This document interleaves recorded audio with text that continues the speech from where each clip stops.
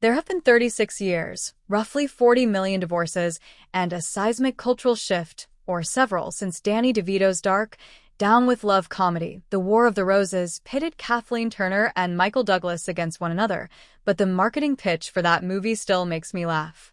Once in a lifetime comes a motion picture that makes you feel like falling in love again. Tease the tagline. This is not that movie.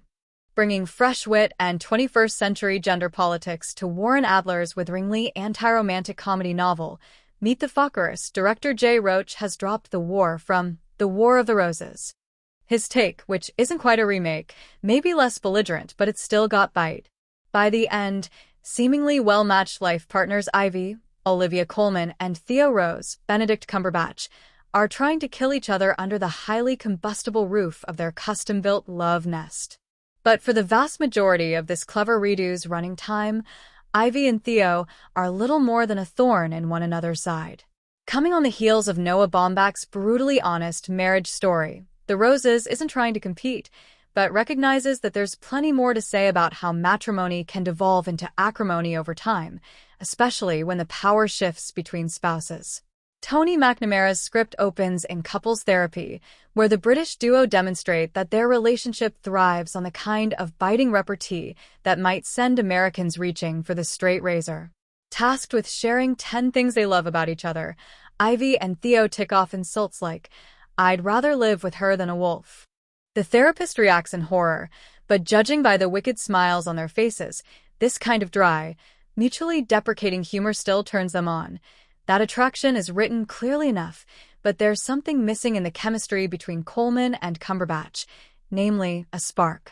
Without that, Roach's Roses is a bit of a misfire, at least compared with the scorching passion we felt between Turner and Douglas, who made war 5 years after heating up the screen in Romancing the Stone.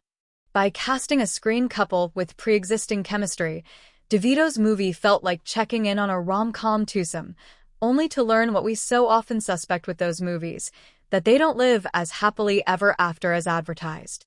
The Roses wants us to believe that Ivy and Theo have the kind of insatiable sex life where they can hardly keep their hands off each other, introducing that dynamic via a steamy meet-cute in the restaurant kitchen where Ivy works. Within 5 minutes of exchanging howdy-dos, the two are shagging in the walk-in freezer. For the rest of the movie, they flirt like newlyweds, which stands in stark contrast with their married friends. Andy Samberg and Kate McKinnon play one couple, Barry and Amy, whose bed has clearly gone cold. She's constantly coming on to Theo in one of the movie's weaker running jokes.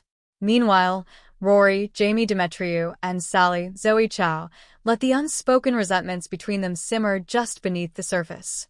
If you really want to see mismatched lovers lay into one another, watch Audrey Hepburn and Albert Finney drive each other crazy in Stanley Donen's underrated Two for the Road.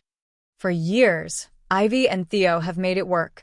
The Roses puckily recaps the highs and lows, navigating their non-compatible parenting styles well enough to raise a respectful son and daughter. Ivy spoils the kids with sweets, even though raspberries send her into anaphylactic shock, while Theo is more of a taskmaster, treating them like boot camp recruits. That much of the movie has a zingy Hollywood feel. The Roses don't remotely resemble a real couple. They're more like the enviable, uncomplicated folks who populate Nancy Meyers' movies. He's a hotshot architect. She's a confidence-challenged chef. And then one day, his big project collapses, taking his career right along with it. Now it's Ivy's time to shine. She's always wanted to open a crab shack, but has no sense for promotion, and though Theo is superficially supportive, it doesn't take long for depression and jealousy to intrude.